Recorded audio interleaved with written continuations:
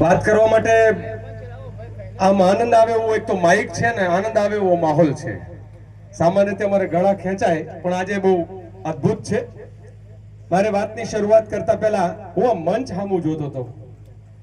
એક એક લડવૈયો અહીંયા દેખાય. તમે આ મંચ જુઓ ને તો એક એક લડવૈયો તમને દેખાય. આવું નવું ભાજપનું મંચ હોય તો મોઢા ઉપરથી માખ ના ઉડતી એવા મુખ્યમંત્રી દેખાય, બોલવામાં કોઈનું ઠેકાણું ના પડે એવો મુખ્યમંત્રી દેખાય, અને ભૂલથી ઊંચું માથું ના કરી શકે એવા બધા ધારાસભ્યોની ત્યાં તમને લાઈન દેખાય. આ ફરક છે કોંગ્રેસના મંચનો અને ભારતીય જનતા પાર્ટીના. અને હું પેલા આલિયા માલિયા જમાલિયા પાર્ટીઓનું નામ જ નથી લેવા માંગતો. નામ લઈને મોટા કરવા આપણે લોકોએ કોંગ્રેસના નેતાઓ કોંગ્રેસના કાર્યકર્તાઓ મનમાં ગાંઠ વાળી લો કે ભારતીય જનતા પાર્ટી માટે જુદી જુદી રીતે કામ કરતા આલિયા માલિયા જમાલિયાના નામ લેવાનું બંધ કરી અને દેશની એક એવી પાર્ટી જે ગોરાની સામે લડી, લાઠી ખાધી, ગોળી ખાધી, અને કેમ ભૂલીએ જ્યારે આદિવાસી વિસ્તારમાં હોઈએ ત્યારે અહીંયાથી જ નજીકમાં આપણું માનગઢ બહુ દૂર નથી, સીધે સીધા જઈએ બોર્ડર ઉપર કે જ્યાં 1500 આદિવાસીઓએ આ દેશની આઝાદી માટે જેણે પોતાની જાન ન્યોછાવર કરી હોય ત્યારે આપણે એવી પાર્ટીને, એવા આદિવાસીઓને, એવા દલિત વંચિત સમુદાયોને યાદ કરીએ. બાકી બધા અત્યારે તો સત્તા એટલે શું? આપણે સરકાર શેના માટે બનાવીએ? સરકાર બનાવીએ કે આપણા બાળકોનું શિક્ષણ થાય. સરકાર એટલે બનાવીએ કે આપણા બાળકોનું, વડીલોનું કોઈ બીમાર હોય તો એનું સ્વાસ્થ્ય સુધરે. સરકાર એના માટે બનાવીએ કે પાણીની સુવિધાઓ, રોડ રસ્તાઓની સુવિધાઓ અને આપણા જીવનમાં સુખાકારી આવે. સરકાર એના માટે બનાવીએ કે આપણા સૌનો જાન માલ જે છે એનું રક્ષણ થાય. આ ચાર મુખ્ય કામ સરકારના. સરકારે નવું શરૂ કર્યું. તમારા છોકરાને ભણાવવા છે, પૈસા હોય તો સારી નિશાળમાં ભણવા મળશે, પૈસા ના હોય તો સરકારી નિશાળમાં ભણવા મળશે કે જ્યાં માસ્તર ના હોય, નિશાળમાં પાટીઓ ના હોય, આવવા જવા માટે ચોક ને ડસ્ટર ના હોય. સરકારી શાળા. હું છોટાઉદેપુરના આંકડા વાંચતો હતો. આખા ગુજરાતમાં ગુજરાતની વાત કરીએ પણ જ્યારે આપણે આ જિલ્લામાં હોય ત્યારે 70% યુવાનો આ જિલ્લામાંથી અન્ય જિલ્લાઓ અને શહેરોમાં મજૂરી કરવા જાય છે. કેટલા? 70%. તો ગુજરાતે એવું શું કર્યું આ 30-35 વર્ષમાં? એ ગુજરાતના શાસકોએ એવું શું કર્યું કે અહીંના યુવાનને અહીંયા રોજગાર ના મળે, અહીંની બેનને અહીંયા રોજગાર ના મળે, અને એને રોજગારી માટે જે છે વડોદરા, સુરત અને સૌરાષ્ટ્રમાં જવું પડે, અહીંથી બસો ભરીને કોકની ગુલામી, કોકની મજૂરી કરવાની. તો અહીંયા પોતાની જમીન ઉપર, પોતાના વિસ્તારમાં એને રોજગાર કેમ ના મળે? આ સવાલ આ વખત ભાજપનો કોઈ નેતા પેલો દોરંગો ખેસ પહેરીને આવે ને તો કે ભાઈ ઉભો રે, ભાષણ પછી કર. પેલા જવાબ આપ કે મારા વિસ્તારના યુવાનોને રોજગારી કેમ નહીં, અમારા બાળકોનું શિક્ષણ કેમ નહીં.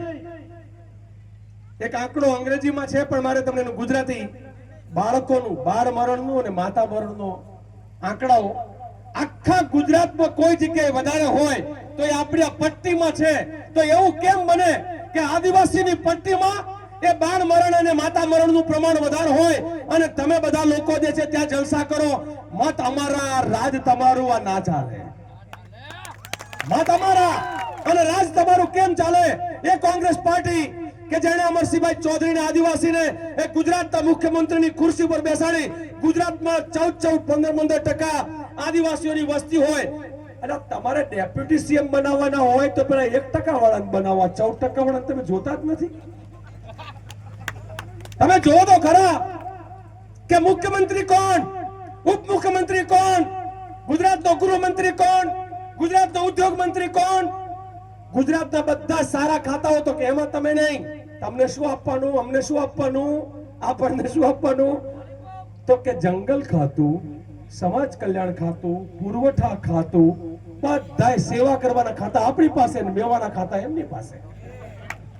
આ છે યુવાનો, ભણેલા લોકો. તમે વાંચો કે કઈ મિનિસ્ટ્રીમાં કેટલું બજેટ ને કોનો કેટલો કંટ્રોલ.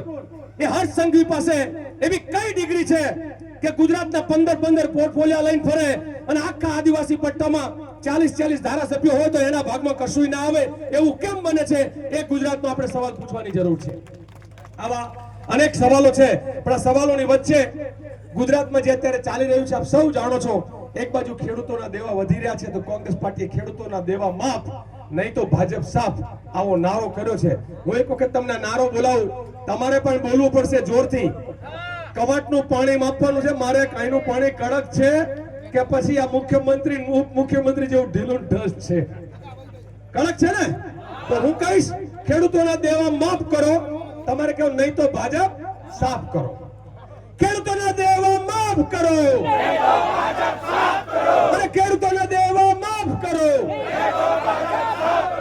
આવી નવી વાત આદિવાસીઓ જંગલના માલિક અને છતાં જંગલના માલિકે સરકારી કચેરીઓના ધક્કા ખાવા પડે છતાં એના ખાતે એ જંગલ જમીન ના થાય અને ત્યાં જ ભ્રષ્ટાચાર થતો હોય તો ત્યારે આદિવાસી યુવાનોએ અવાજ ઉઠાવવાની જરૂર છે એની વાતની સાથે મારે કહેવું છે કે જે સૌથી વધારે અત્યારે સળગતો મુદ્દો છે ગુજરાતમાં કરોડોનું ડ્રગ્સ આવે છે કંડલા બંદરેથી આવે છે મુન્દ્રા બંદરેથી આવે છે આ મુન્દ્રાનું બંદર એટલે એ આપણા અદાણીભાઈનું બંદર છે મેં અદાણીભાઈ એટલે કીધું કે દેશના વડાપ્રધાન ને એ બે જણ માસિયા ભાઈ હોય ને એમ વ્યવહાર કરે છે કારણ કે પાછા આપણે એમ કહીએ કે નરેન્દ્ર આમ ફલાણું આમ તો કે તમે તુકારા કરો છો અમારે તમને તુકારો નથી કરવો પણ એટલું તો ચોક્કસ કહેવું છે કે તમે એમ કહેતા હતા કે હું આ દેશનો ચોકીદાર છું ચોકીદાર છો કે ચોર છો કે ચોકીદાર છે કે ચોર છે આપણા દેશની અંદર આજે ગાદી ઉપર બેઠેલા લોકો એ દેશના ચોકીદાર છે કે ચોર છે એ ગરીબોને લૂંટે છે તમારા ને મારા પૈસે એ અદાણી ને અંબાણી ના ખિસ્સા ભરે છે ને એના છોકરા મજા કરે અને આપણા છોકરા મજૂરી કરે આવું ના ચાલે આ વાત આપણે કહેવાની જરૂર છે તમારા છોકરા મજા કરે ને અમારા છોકરા મજૂરી કરે એવું કેમ ચાલે અને એટલા માટે અદાણી મેં કીધું ને એમનો માસીનો દીકરો ભાઈનો દીકરો કોણ છે કઈ ખબર નહીં પણ ભારતમાં સૌથી વધારે ડ્રગ્સ નશાની ગોળીઓ એ અદાણીના બંદરમાંથી ગુજરાતમાં આવે અને ગુજરાતમાંથી આખા ભારતમાં જાય અને છતાંય આઈનો ગૃહમંત્રી ફાકા ફોજદારી કરે ને એમ કે ગુજરાત સલામત હાથમાં છે કે ગુજરાત સલામત હાથમાં છે ત્યારે આપણને ખબર પડી આખી એક મૂવમેન્ટ ઉપડી ગુજરાતમાં ભાઈ જિગ્નેશ તમે જાણો છો કે આ મૂવમેન્ટ લડત લડે છે એમ આપણા આદિવાસી વિસ્તારમાં આદિવાસી નેતાઓ જંગલ જમીનના મુદ્દાઓ લડે છે એમ અમિતભાઈ તુષારભાઈ આખા ગુજરાતમાં હમણાં જનાક્રોશ યાત્રા કરી અને યાત્રા થકી ગુજરાતના લોકોનો અવાજ ઉઠાવ્યો મને એમ લાગે છે કે આપણે વીરલાઓને એક વખત તાળીઓથી બિરદાવીએ કે તમે ઘર બહાર છોડીને ગુજરાતની ચિંતા કરવા માટે નીકળ્યા છો ગળા બેસી જાય તબિયત બગડે ટેબ્લેટ ખાઈને પણ એ લોકો યાત્રાઓ કરે ત્યારે આપણે કહેવું પડે કે ભાઈ કોલર ઊંચા કરીને ગમે એમ તો કોંગ્રેસી છે ને એટલે લડે છે આ લડનારા લોકો માટે હમણાં એક નવી આજે માહિતી આવી સવારમાં આઈબી ના પેલામાંથી કે જિગ્નેશભાઈ તમારી જાનને ખતરો છે મને એક વકીલ બહુ જ મોટા એને કીધું લાલજીભાઈ તમારી ઉપર પણ જોખમ છે અને આવું કઈ અને એક રીતે આપણે મેસેજ કરવા